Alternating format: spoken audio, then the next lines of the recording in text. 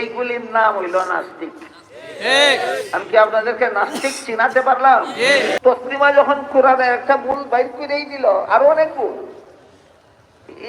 যে ভুলটার কথা বললাম, এই ভুলটা নিয়ে আমরা একটু সংশোধন করতে পারি, একটু চেষ্টা করে দেখি। আমার জানা মতে বাংলাদেশে কয়েক বছর আগের আদমশুমারি মতে বাংলাদেশে যে পরিমাণ পুরুষ আছে তার থেকে 50 লক্ষ নারী বেশি আছে। বর্তমানে আরো বেশি, এটা কয়েক বছর আগেরই যা। তাহলে বাংলাদেশের পুরুষের তুলনায় 50 লক্ষ নারী যদি বেশি থাকে, তাহলে প্রতিটি পুরুষের কাছে একটি করে নারীকে বিয়ে দিলে প্রত্যেকটা পুরুষেই একটা করে বউ পাবে কিনা বুঝেন নাই হিসাবটা? ধরেন বাংলাদেশে একটা কথার কথা 7 কোটি পুরুষ আছে, হিসাবটা বোঝার জন্য বলতেছে। ধরেন বাংলাদেশে 7 কোটি পুরুষ আছে আর 7,50,00,000 মহিলা আছে। বেশ কয়েক বছর আগের হিসাব বলতে। এখন 7 কোটি পুরুষের কাছে 7 কোটি মহিলাকে বিয়া দিলে প্রত্যেকটা পুরুষেই বউ একটা করে পাইল কিনা? পাইল। কিন্তু কতজন মহিলা স্বামী পাওয়ার বাকি রইল? 50 লক্ষ। এখন কোরআনে যদি পুরুষকে একাধিক বিয়ার আইন না থাকতো, তাহলে বর্তমান বাংলাদেশের 50 লক্ষ মহিলার কপালে জীবনে একটা স্বামীও জুটত না। আমার হিসাব বুঝে থাকলে এবার বলুন, তসলিমার কথাটাই ঠিক, কোরআনের ঘোষণাটাই ভুল? না, তো কোরআনের ঘোষণাই ঠিক, তসলিমার মাথায় গন্ডগোল। এইভাবে তসলিমা কোরআনে আরো যত ভুল ধরেছে সেইগুলির দিকে আমি আজকে যাচ্ছি না। শুধু স্বামী পাওয়া না পাওয়ার ব্যাপারে দেখাইলাম একটা হিসাব।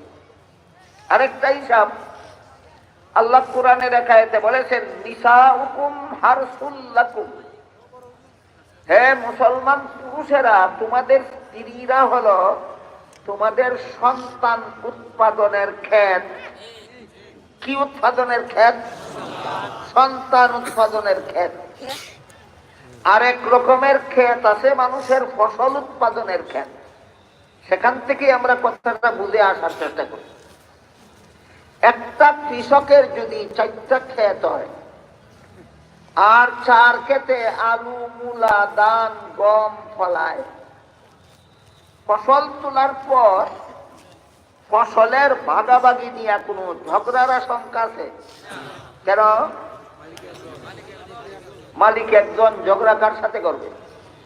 কিন্তু ক্ষেত যদি একটা হয় আর মালিক যদি 4 জন হয়, 4 গৃহস্থে এক ক্ষেতের মধ্যে তরমুজের চাষ করে।